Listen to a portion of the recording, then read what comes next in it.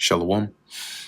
First and foremost, I want to give all praises, honor, and glory to Yahweh, Bahasham, Yahweh Shai, Bahasham, Recha Kodash. Double honors to the elders and the apostles of Great Millstone, and peace and blessings to the elect.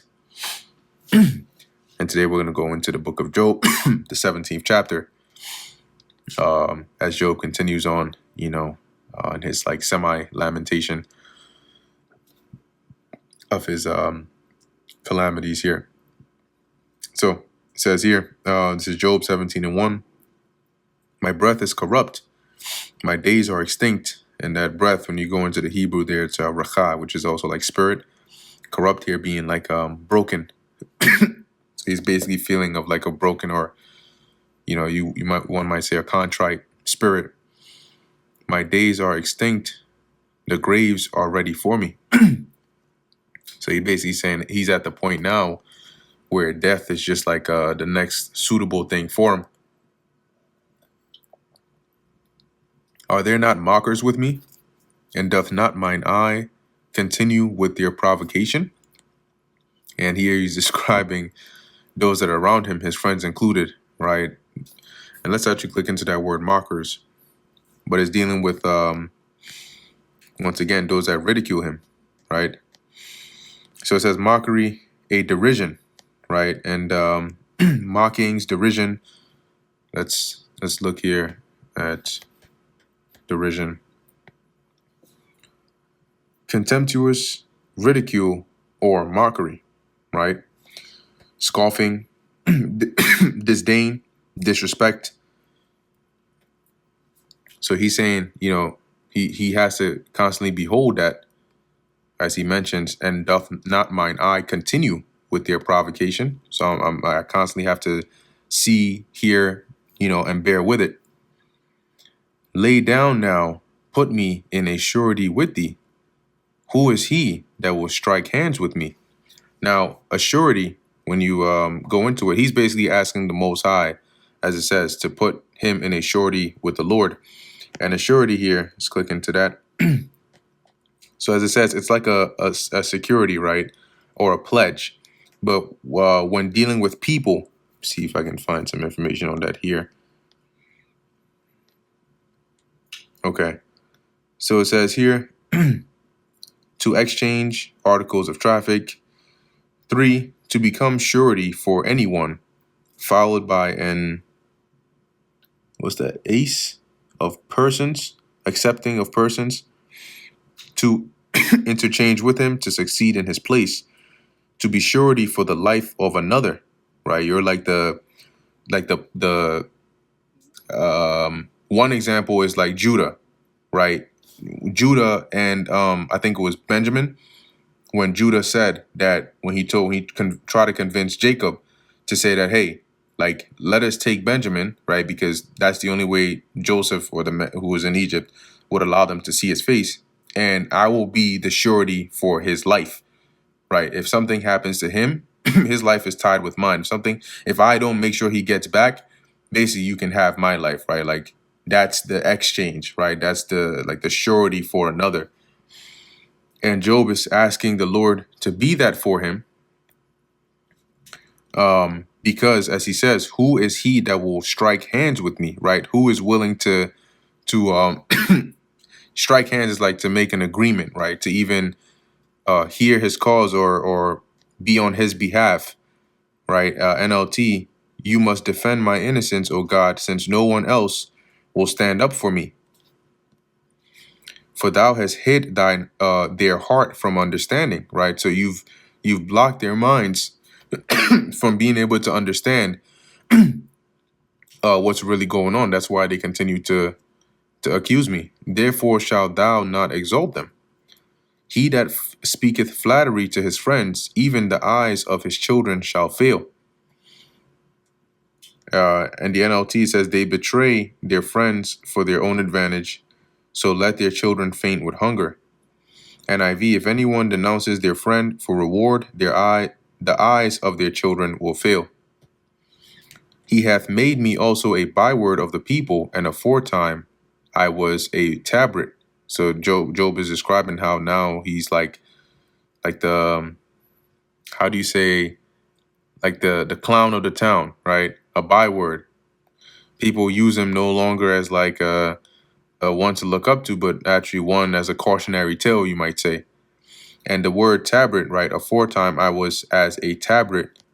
When you go into that word tabret, it's actually going into like spit, act of spitting. So when you read this in the NKJV, it says, "But he has made me a byword of the people, and I have become one in whose face men spit. Mine eye also." So that's like it's all in all. This is a very detailed, poetic, and vivid way of saying he's being reproached. Mine eye also is dim by reason of sorrow, and all my members are as a shadow. So he feels, brought very low, right? Very abased. My eyes are swollen with weeping, and I am but a shadow of my former self. Because remember, it says he was basically the greatest of the East. So a lot of people heard about what was going on here with him. Upright men shall be astonied at this, and the innocent shall stir up himself against the hypocrite. So it says here, NLT, the virtuous are horrified when they see me, and innocent rise up against the ungodly. Because of the case that he's actually in, right? If they actually understood his position that he would be in, they would uprise against the hypocrite and those that would speak against him. The righteous also shall hold on his way, and he that hath clean hands shall be stronger and stronger. All right, and NLT, it says the righteous keep moving forward, and those with clean hands become stronger and stronger. But as for you all, do ye return, and come now, for I cannot find one wise man among you. So he's saying, but concerning you, NLT, as for all of you, come back with a better argument, though I still wouldn't find a wise man among you. NIV, but come on, all of you, try again.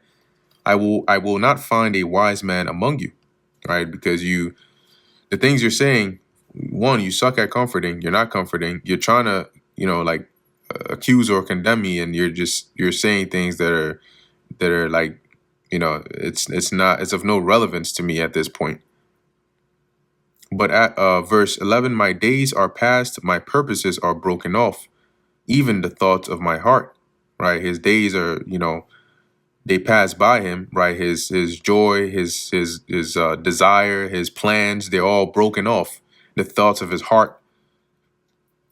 They change the night into day, and light is short because of darkness. And here he's describing how they speak concerning him. And it's when it says they change the night into day.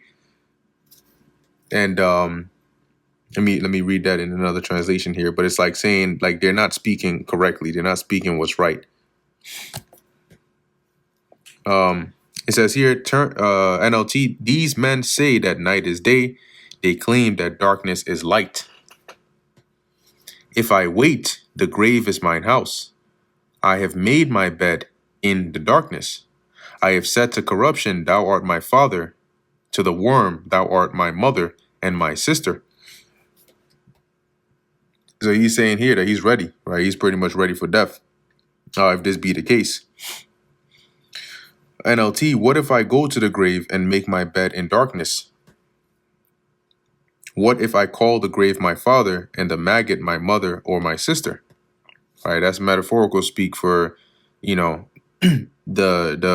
ready to go to the grave. And where is now my hope? As for my hope, who shall see it? They shall go down to the bars of the pit, where our rest, or when our rest together is in the dust. So basically he's saying his hope is going to die with him, right? Because nobody is, he's saying like God is bringing calamities upon him.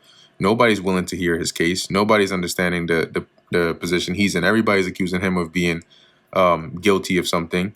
And everybody else is looking at him like he deserves it. And that brings us to the end of the book of Job, the 17th chapter. Lord willing, that was edifying to the elect. In closing, I want to give all praises, honor, and glory to Yahweh, Bahasham, Yahweh Shai, Bahasham, Rachak Kodash. Until next time, Shalom.